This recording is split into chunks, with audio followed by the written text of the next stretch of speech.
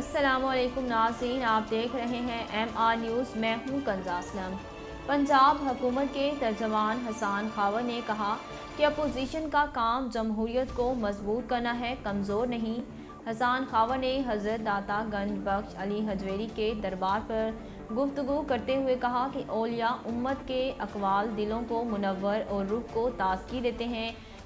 انہوں نے کہا کہ ہمیں سیرت مصطفیٰ صلی اللہ علیہ وآلہ وسلم پر عمل پیرا ہونا ہوگا۔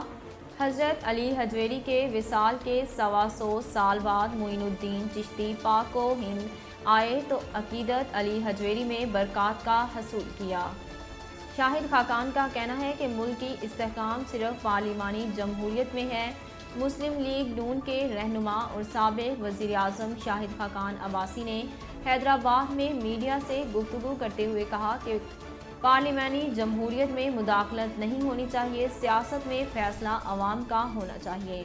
انہوں نے کہا کہ عوام کی رائے کا احترام نہیں ہوگا تو ملک نہیں چل سکتا۔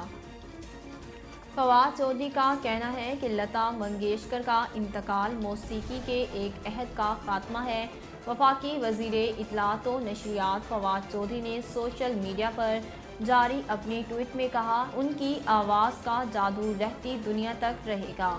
انہوں نے مزید کہا کہ جہاں جہاں اردو بولی اور سمجھی جاتی ہے وہاں لتا منگیشکر کو الوداع کہنے والوں کا ہجوم ہے۔ Pakistan under 19 team West Indies میں بین الاقوامی انڈر 19 ورلڈ کپ کھیل وطن واپس پہنچ گئے ہیں۔ قومی ٹیم سے براستہ لندن و دبئی اسلام آباد پہنچی ہے، جبکہ قومی ٹیم کے کھلاڑی ذیشان ضمیر، فیصل اکرم اور کپتان قاسم اکرم ہی PSL میں شرکت کریں گے۔ کپتان قاسم اکرم اور فیصل اکرم کراچی کنگز کو جوائن کریں گے، جبکہ ذیشان ضمیر اسلام آباد یونائیٹڈ کو جوائن کریں گے۔ ناظرین، اب تک کے لیے اتنا ہی۔ مزید خبروں اور اپڈیٹ کے لیے دیکھتے رہیے MR نیوز۔